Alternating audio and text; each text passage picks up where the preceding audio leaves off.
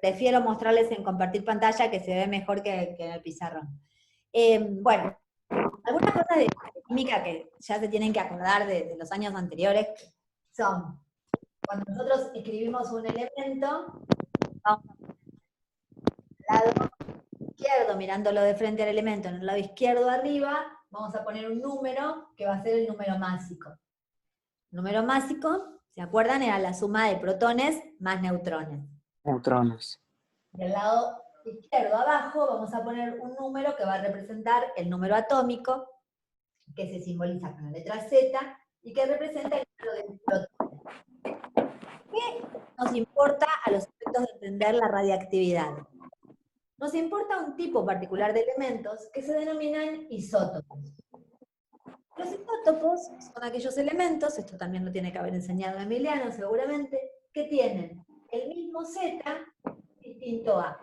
¿Sí? Es decir, tienen la misma cantidad de protones, pero tienen distinta cantidad de neutrones, por eso tienen diferente número másico. Entonces, hay elementos que naturalmente tienen muchos isótopos, algunos son más estables y otros son inestables. ¿Qué significa que sean inestables?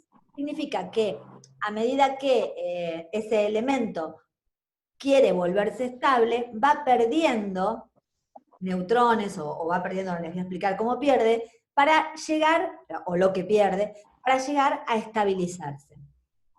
Dentro de los elementos más conocidos que tienen isótopos radiactivos, o no radiactivos, o sea, siempre se llaman radiactivos porque cuando se libera esa energía que les sobra, lo emiten en forma de un tipo de rayos que es la radiactividad. Entonces, dentro de los conocidos tienen el carbono, por ejemplo, que es uno de los que tiene que ver con la datación radimétrica, que el carbono tiene. El más estable es el carbono 12, después está el carbono 13 y el carbono 14.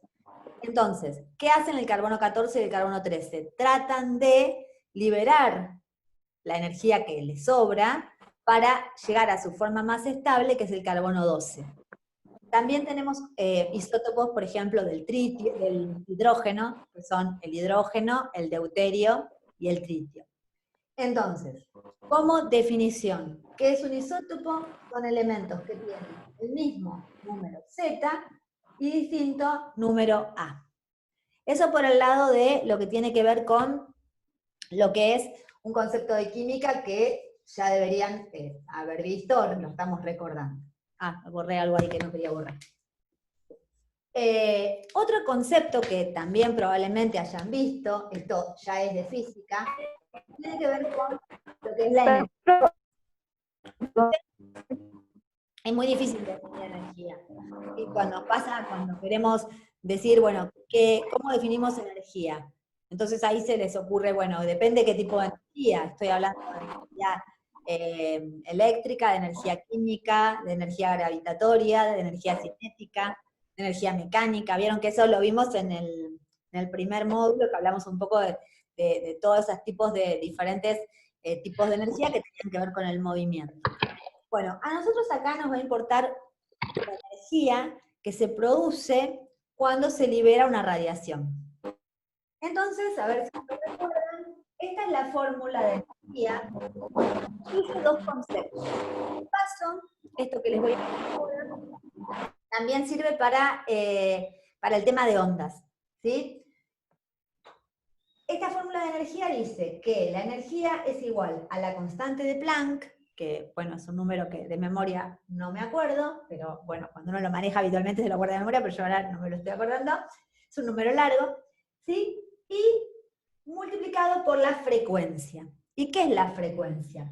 Cuando nosotros tenemos una onda, si marcamos un periodo de tiempo, que llamamos T, es la cantidad de veces que aparece la onda. Por ejemplo, yo podría decir que en este periodo de tiempo esta onda tiene una frecuencia de 4, porque se repitió 4 veces. ¿Cómo se mide la frecuencia? O sea, no se mide así contando en un dibujito, sino que ¿cómo se mide la frecuencia? La frecuencia se mide con esta fórmula, que es C es la velocidad de la luz, perdón, ¿cómo se mide? No, ¿cómo se calcula? La velocidad de la luz. Y lambda, esta letra griega se llama lambda, es la longitud de onda. Y a ver si se acuerdan de física, la longitud de onda es esta distancia. ¿Sí? La distancia entre cresta y cresta, o la distancia entre valle y valle. A esto lo llamamos longitud de onda. Y otro dato que tenemos con las ondas, que no nos importa ahora, pero ya que estoy se los explico, es esta distancia, de acá hasta acá. A esta distancia se la llama amplitud. Se representa con la letra A. Entonces, la frecuencia es la cantidad de veces que se repite una onda en un periodo de tiempo. Esa frecuencia está directamente relacionada con la longitud de onda, ¿sí? ¿Por qué es importante esto? Porque ¿ustedes recuerdan el espectro electromagnético? ¿Lo han visto en alguna materia? Sí, sí, el de la luz. El de la luz. Ah, bueno. Bien. Claro. El espectro electromagnético es el espectro en donde tenemos todas las longitudes de ondas, desde las ondas más cortas a las ondas más largas. Cuando nosotros hablamos de onda corta o onda larga, me voy a venir acá para hacer el dibujo, vamos a tener ondas que son más largas, pero a medida que vamos avanzando, esas ondas van teniendo cada vez menor longitud de onda. Las ondas que tienen mayor longitud de onda, o sea que la distancia entre cresta y cresta es más larga, son las ondas que tienen menor energía. Y las ondas que tienen una longitud de onda menor van a tener mayor energía. Esto es inversamente proporcional. Presten atención a esto. Dijimos que la frecuencia está relacionada con la longitud de onda. Si la frecuencia está arriba y la longitud de onda está en el denominador, arriba es en el numerador, la frecuencia está en el numerador y la longitud de onda está en el denominador, entonces son inversamente proporcionales. ¿Qué significa esto? Que cuando aumenta la frecuencia, disminuye la longitud de onda. Y cuando disminuye la frecuencia, aumenta la longitud de onda. Pero con relación a la energía, ¿qué pasa? A mayor frecuencia, mayor energía. A menor frecuencia, menor energía. ¿A dónde vamos a encontrar el tipo de radiaciones que nos importan para esta clase? Para esta clase nos importan un tipo de particular de radiaciones que son las radiaciones ionizantes, ¿sí? ¿Cuáles son las radiaciones ionizantes? Son aquellas radiaciones que tienen la capacidad, cuando impactan en determinados materiales, de provocar iones, o sea, liberar energía y generar que los iones, o sea, un material que no tenía iones, termine teniendo iones. Por eso se llama ionizante. Entonces, dentro del espectro electromagnético, tenemos por el medio del espectro electromagnético, no sé si ustedes recuerdan, más o menos por acá, tenemos la radiación visible. Después tenemos los rayos ultravioletas, la radiación infrarroja, las ondas de televisión, las ondas de radio, pero si nos vamos para este lado, donde ya tenemos ondas de mayor energía, vamos a tener los rayos X y los rayos gamma. Esos son dos tipos de radiaciones ionizantes que nos importan. ¿Por qué? Si nosotros hablamos de los rayos X, van a tener una frecuencia aproximada entre 10 a la 17 y 10 a la 20 Hz. Hertz es la unidad de medida de frecuencia. Son de muy alta frecuencia y muy alta energía. Y generan ionización, por eso se llaman ionizantes. Y después están los rayos gamma, que todavía tienen mayor frecuencia, 10 a la 20 a 10 a la 24 Hz, ¿sí? Esos son los rayos gamma, que son los rayos más potentes que existen en su frecuencia. Después existen otros tipos de rayos que no forman parte del espectro electromagnético, como los rayos cósmicos, que no llegan a la Tierra de manera, o sea, como si fuera esto que llega de manera más perceptible, digamos. En el caso de la radiación visible, la ultravioleta y la infrarroja, que son de pronto las más conocidas, es importante, por ejemplo, aclarar que no son radiaciones ionizantes, ¿sí? si bien la radiación ultravioleta puede ser perjudicial porque puede generar cambios en la estructura del ADN, no lo hace por un mecanismo de ionización, como pueden ser los rayos X o los rayos gamma, ¿sí? Bueno, entonces, hasta acá más o menos me pudieron seguir. Sí, sí. Va. Bien. Después está el video grabado, Sí. lo ponen, lo atrasan, lo vuelven a ver. Esa es una de las ventajas de esto, que se puede retroceder. Yo hablo rápido. Hablo rápido, entonces pueden retroceder y ponerme lenta. Bueno, ahora, ¿qué va a pasar con los elementos?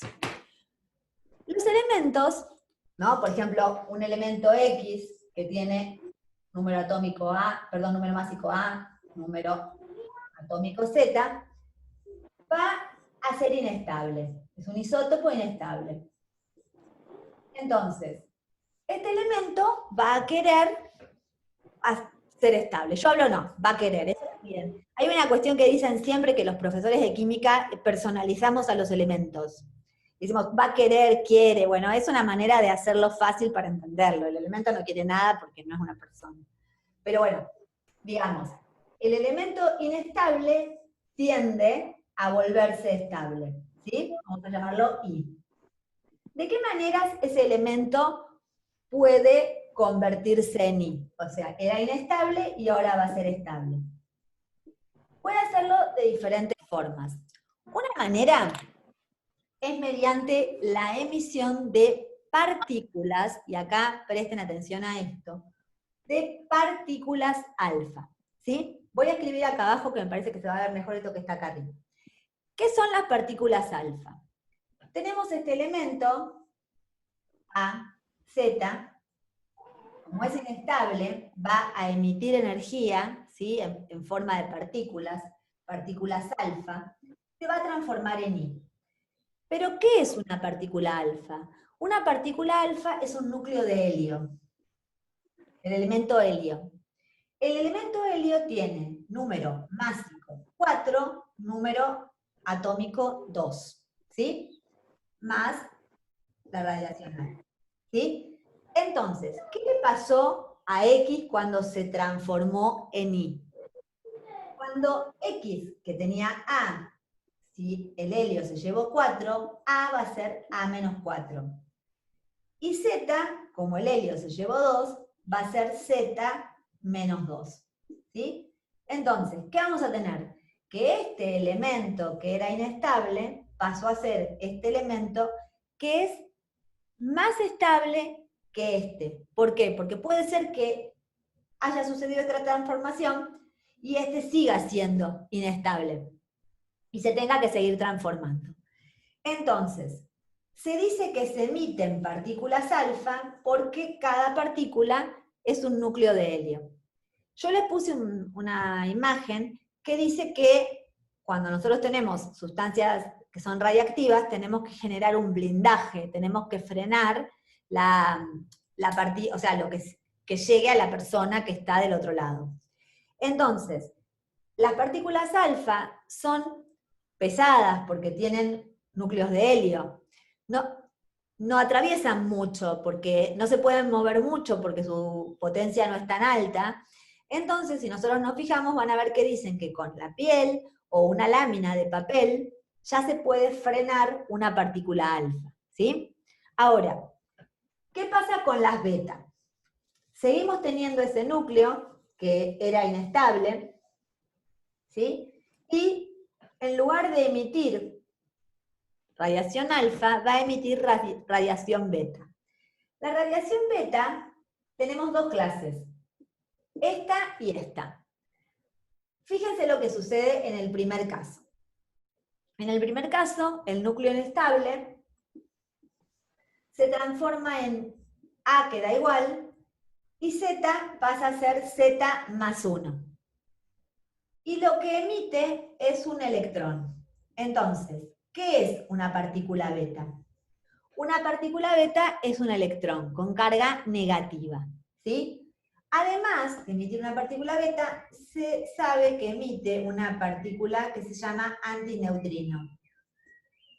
Esto, les digo la verdad, Yo soy muy mala explicando este tema, pero tal vez cuando ustedes estudiaron en la parte de química, digo esto, lo del antineutrino, soy mala explicando.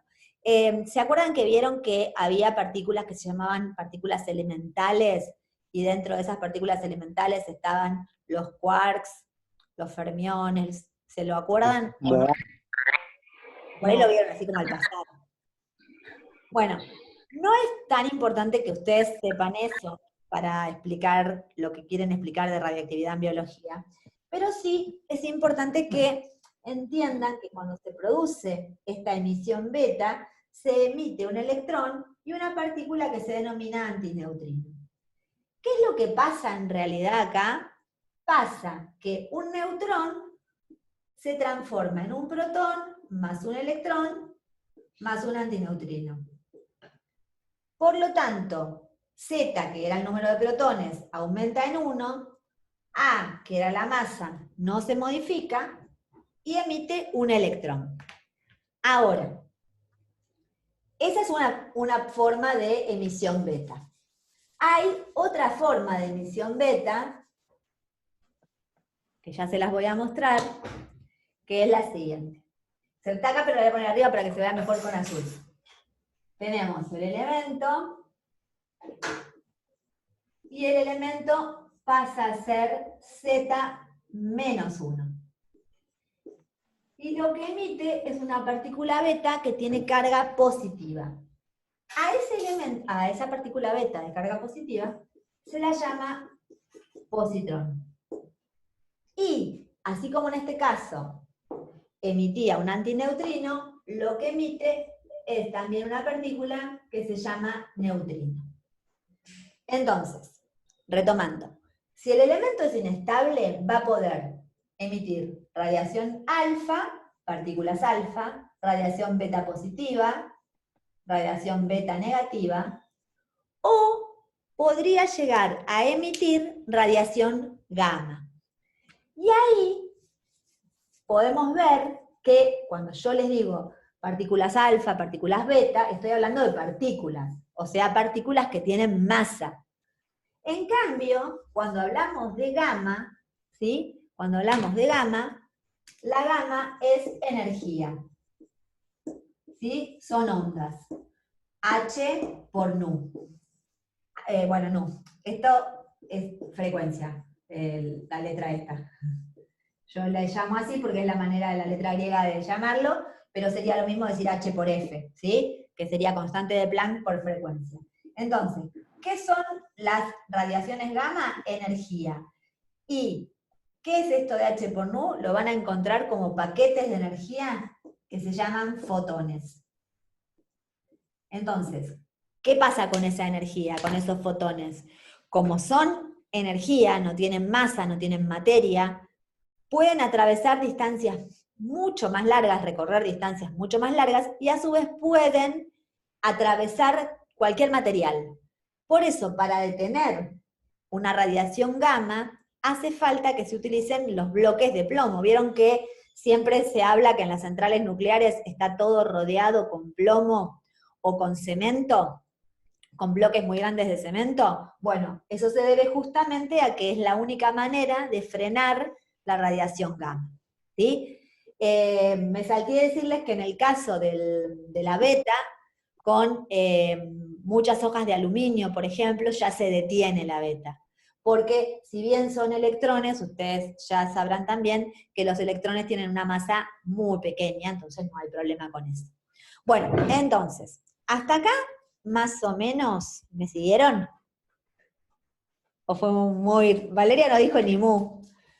Yo bloqueo el micrófono porque si no, no entiendo lo que habla, así que estoy muda con el micrófono, pero hoy no sé. No importa. Pues la cosa es que ustedes, esperen que yo les quiero mostrar una cosa ahora, por eso cambié acá. A ver si puedo abrir esta imagen. Bueno, les quiero mostrar esto. ¿Me están viendo ahí? Para contarles qué pasa con esta emisión de radiactividad. Vean esto y a ver si se dan cuenta de qué se trata. Acá tenemos el Z, ¿sí? Que era el número atómico, y acá tenemos la cantidad de neutrones, ¿sí? Ven que tiene la N. Entonces, ¿qué pasa acá? Vamos a arrancar de un elemento cualquiera. Presten atención porque esto, bueno, yo lo podría hacer en el pizarrón, pero me resultó más fácil tenerlo acá para que lo vean bien. Yo voy a arrancar se arranca de acá, de la punta, ay, esperen, señalé con el dedo.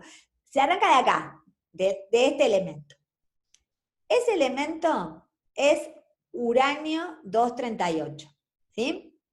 Ahora ustedes me tienen que prestar atención y me tienen que ir siguiendo. Yo voy a intentar escribir algo en el pizarrón, no se va a ver mucho porque está puesta la pantalla, pero bueno, de última después lo podemos pasar a que se vea la pantalla grande para que lo escriban ahí.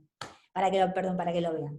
El uranio entonces es 238, ¿sí? Cuando la flecha es roja, lo que me está indicando es que ese elemento inestable, que es el uranio 238, va a sufrir un pasaje hacia una forma más estable mediante una emisión de partículas alfa.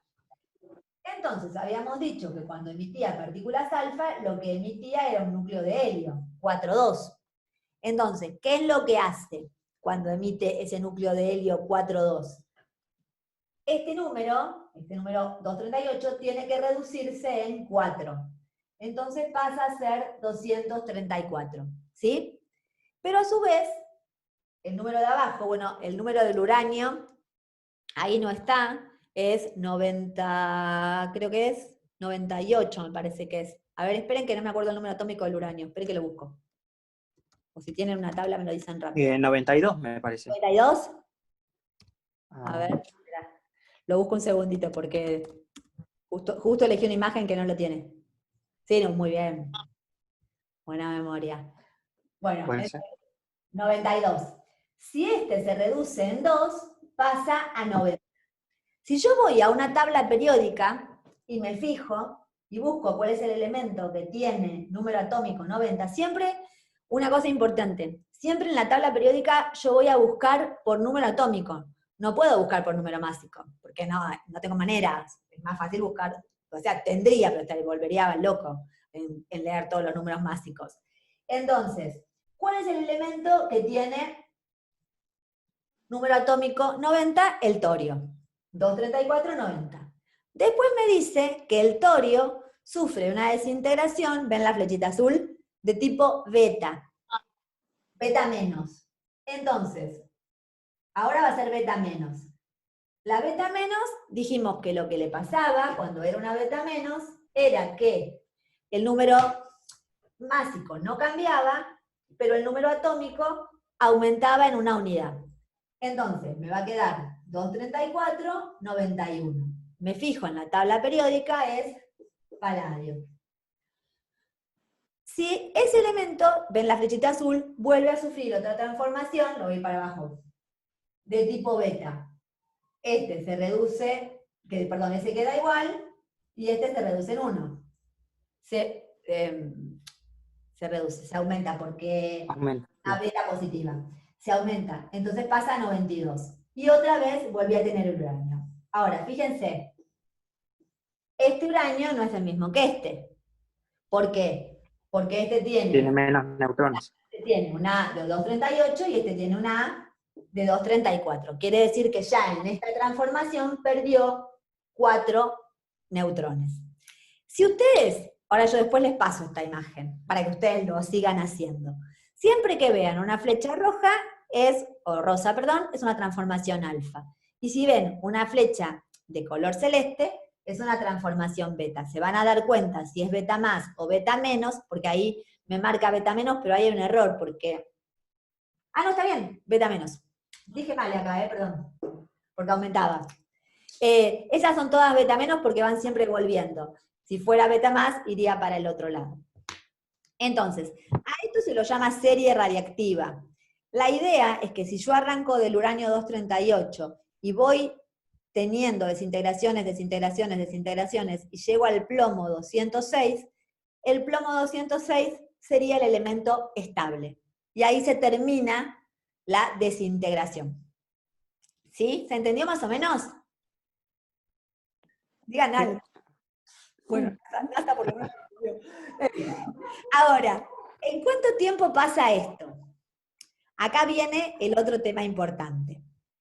Esperen que voy a cambiar la pantalla y a ponerle lo que les puse en el módulo para mostrarles desde ahí.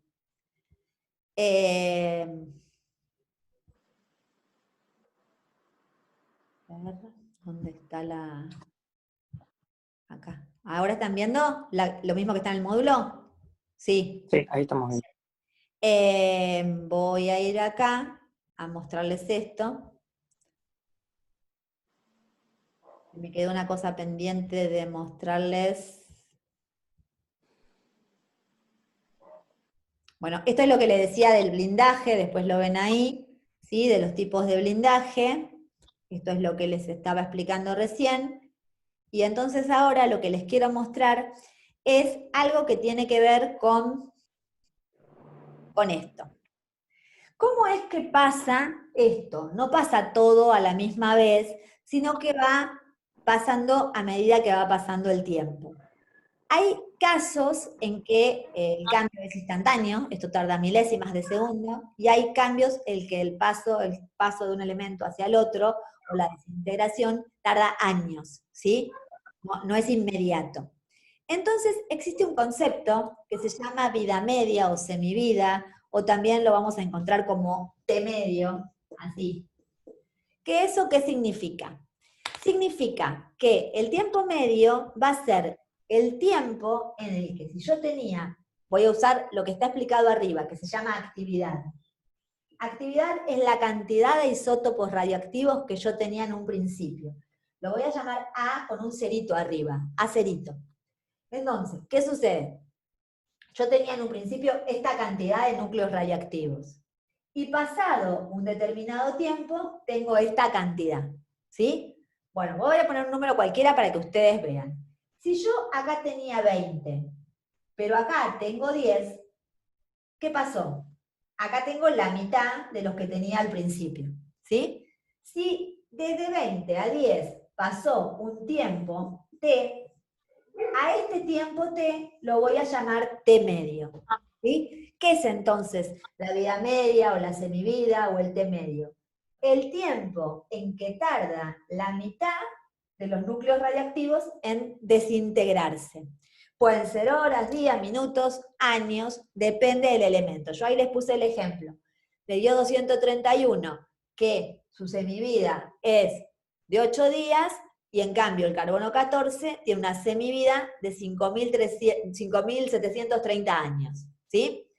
Ese periodo de tiempo, esa semivida o vida media, es lo que nos permite hacer la datación radiactiva, en el caso del carbono 14.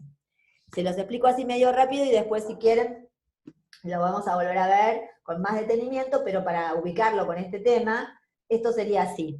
Supongamos que un animal, o una planta, o lo que sea, está vivo. Mientras está vivo, incorpora, por ejemplo, si es una planta, dióxido de carbono, si es un animal, glucosa, ¿no? La forma de incorporar carbono.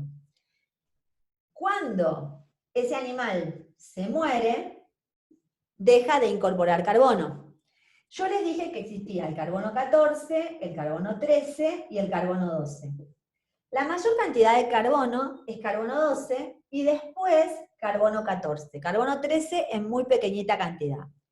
No importa cuánta cantidad de carbono tengamos en nuestro organismo, estos porcentajes son iguales para todos. No importa si somos planta, animal, hongo, no importa. Entonces, al momento que el ser vivo se muere, deja de incorporar carbono. No ingresa más carbono a su organismo.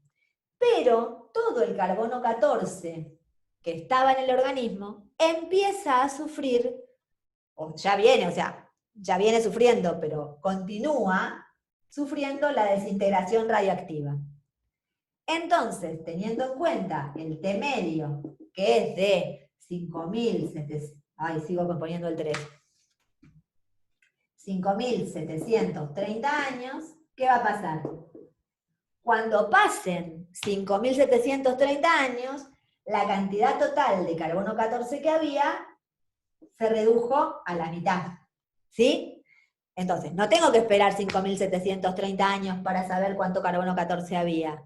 Se utilizan fórmulas que me permiten deducir, bueno, si este compuesto, esta rama, este tronco fosilizado, ahora tiene esta cantidad de carbono 14, y tiene esta cantidad de carbono 12, porque la proporción carbono 14, carbono 12, cómo era cuando el ser estaba vivo y ahora que ya murió, o ya está, pasó mucho tiempo desde que murió, se hace un cálculo y me permite deducir cuántos años pasaron desde este momento hasta este momento. Esto lo vamos a ver bien después, pero para eso sirve, yo lo estoy explicando ahora, porque para eso sirve la vida media, ¿sí? O el periodo de semidesintegración. Yo acá les puse dos gráficos que son los siguientes. El de arriba está en porcentajes. Entonces, me dice, si yo al principio tengo este 100% de isótopos radioactivos, a medida que van pasando periodos de tiempo, bueno, cuando llegué al primer vida media, 50%, cuando llego a la segunda vida media es el 25%, porque es la mitad de lo que me queda. La mitad de lo que me queda, la mitad de lo que me queda, y así. Ojo con esto, nunca desaparece, porque esto es una logarítmica, ¿sí? Las logarítmicas nunca llegan a cero. Y acá les puse un gráfico que se ve lo mismo, pero con cantidades. Este es el molibdeno 99 en miligramos, y bueno, cada vida media, que son 67 horas, la cantidad de molibdeno 99 va reduciéndose a la mitad. Entonces, acá aparecen dos fórmulas. Yo pensé que había puesto acá una fórmula de actividad y se ve que no la puse. N sería como yo les puse por ahí la letra A de actividad, ¿sí? Es la cantidad de nucleídos que tenemos. Entonces es N cerito, que son los N iniciales, por E a la menos lambda, y esa lambda no es la lambda de longitud de onda. Esa lambda es una constante, ¿sí? Que es la constante de desintegración. Por acá, donde explico lo que es la constante de desintegración, ahí dice lo que es la letra lambda. Bueno, ahora se me va a cortar, entonces yo no quiero que nos quedemos por la mitad.